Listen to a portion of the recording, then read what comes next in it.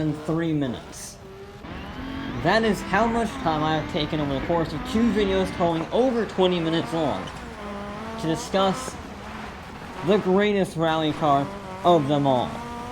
And I felt that's just not enough. I have to have a whole video for it. Because it's my favorite rally car. It's one of the company's least successful rally cars. And yet, it's them working at their absolute peak. It's the Lancia 037.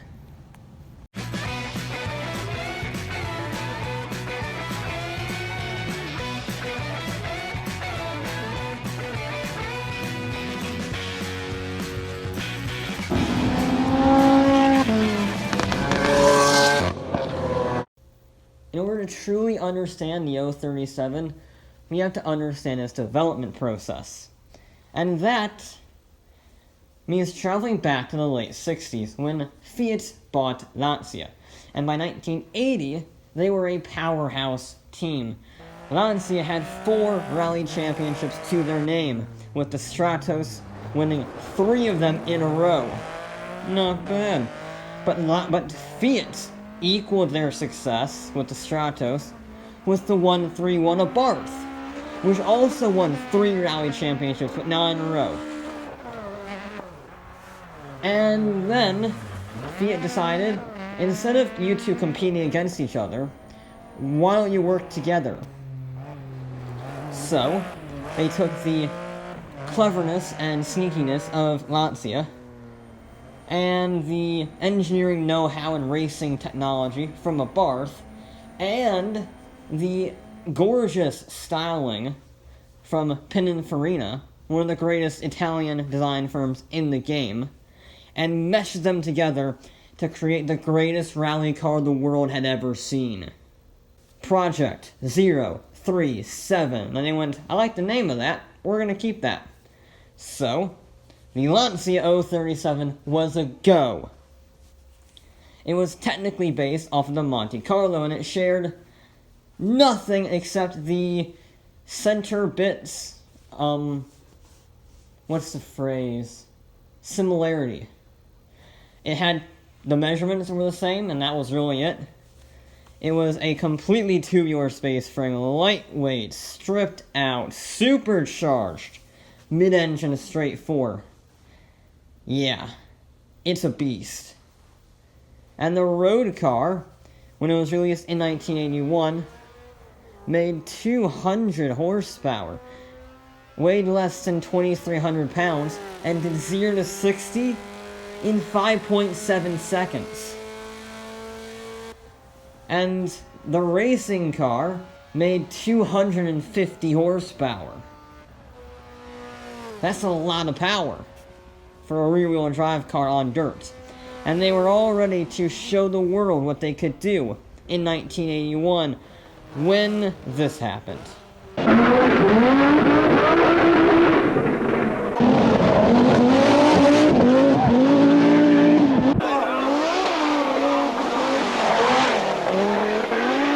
Hannu Mikkola's win with the revolutionary Audi Quattro heralds the arrival of a new era in rallying. The age of the supercar has arrived. 4-wheel drive and turbocharging are the keys to success, and all future serious contenders must heed the warning. Yes, the Audi Quattro, one of the most important and revolutionary vehicles ever to come out of rallying, was launched. 4-wheel drive, turbocharging, straight 5. It was an innovation unlike rallying had ever seen before. And that scared people. Ford dropped their Escort project to focus on the RS200. Mercedes, who was working on a 190e rally car, completely gave up on the project entirely and went to DTM instead. And Lancia, stuck with it and said, we're going to finish this 037, damn it. So the 1982 WR season was entered, and it did not get off to a good start for the 037. The Lancia broke down. Next rally it broke down. The next rally it broke down, and so on and so forth, in typical Italian style. and Audi would claim the Manufacturers' Championship and the Drivers' Championship. So, that would be considered a failure by many people, but Lancia saw it differently. They saw it as a way to learn. And they took what they learned from 1982's many breakdowns and applied it to the Rally Evo, the first evolution of the 037. And 1983 would be a truly legendary fight to the finish. But despite Lancia's success and their updates, no one was expecting anything different than 1982, especially in the snowy mountains of Monte Carlo, where it's technically a tarmac rally, but it has so much snow on it, there's no real point. So, Lancia team boss Cesare Fiorio decided to even the game a little bit, shall we say, and ordered 300 tons of salt to be delivered to the French mountains, and sprinkled around the course as much as humanly possible, so that by the time the rally started, the ice and snow that was on the track was gone, and was replaced with dry, smooth tarmac, which the Lancia would excel at. And in areas where they couldn't put salt down, they had another strategy: contacting the French authorities and convincing them to clean the roads up, which they did. And if that didn't work, and they still couldn't clean up the roads or put the salt down, they had another strategy, where they would change tires in the middle of the stage, put winter tires on, and finish the rest, saving almost 5 minutes of time.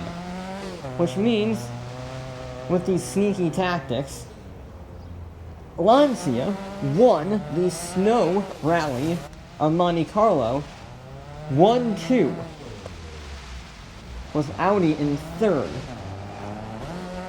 Unfortunately, the next rally was Sweden, and there's not enough salt to cover that up. So, Lancia, with their budget of $4.5 million, decided not to partake at all.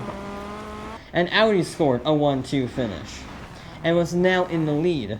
And they further extended that lead in Portugal and then in the Safari Rally. They had a massive points lead, but then that lead was not to last, because the 5th rally in the calendar was Corsica.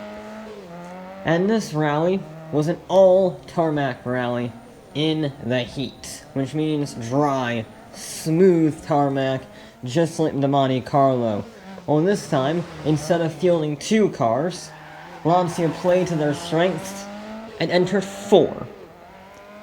Which means that if they ran perfectly, as Lancias tend to do in rallying, the best Audi could hope for was 5th. And they didn't get that because, let's just say, the mechanics were not exactly the best. To be fair, they were literally yanked off the assembly line and started changing tires in the mountains, but they were not the best, and they had wheels falling off, engines catching on fire, all sorts of problems. Even the drivers for Audi did not trust the mechanics' work. That's how bad it was. Which means Audi was back to being in second place. Lancia had overtaken them with the 1-2-3-4 finish at Corsica. But then the big game changer was the next rally, the halfway point in their 12 rally championship: Greece. Now, Greece has very rough roads, and breakdowns would be frequent. But once again, because of the mechanical, I say ineptitude, again, that's a bit harsh, but in this case true, of the Audis, the Lancias, having worked on their reliability issues in 1982, were completely perfect and ran faultlessly throughout the entire rally, bar a few minor mishaps that cost just a few minutes. That's absurd. And as a result, they won Acropoli. Greece? Whatever, Greece. They won Greece.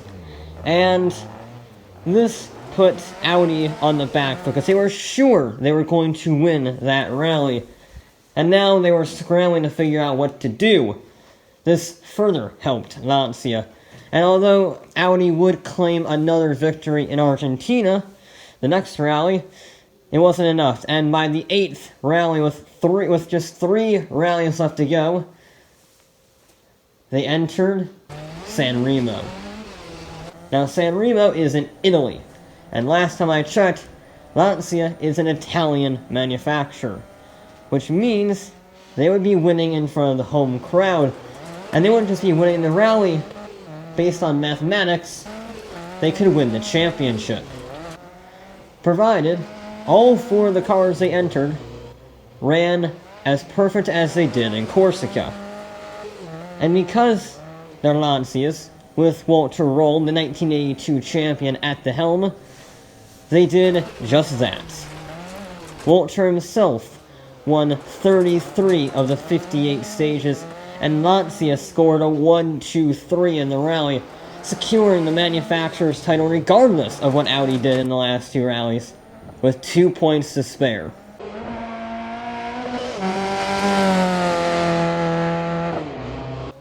So I think we all owe Lancia a big thank you for their service to the rallying industry, in this instance among many others. And this marks not only Lancia's 5th rally championship, it also marks the last time a rear-wheel drive car would ever win the World Rally Championship, and the only rear-wheel drive car to ever defeat the mighty Audi Quattro competing in full seasons. This was the high point of the 037. Because in 1984 they wanted to defend the championship. However, there was a problem. Yes, Lancia had 330 horsepower, but so did the competition. In fact, the competition were pushing 450. Peugeot entered the 205. Lancia couldn't match it. And frankly, neither could Audi. Sure, they claimed the title, but 1985, just a year later, everything changed. Ford started getting their hand in it with the RS200.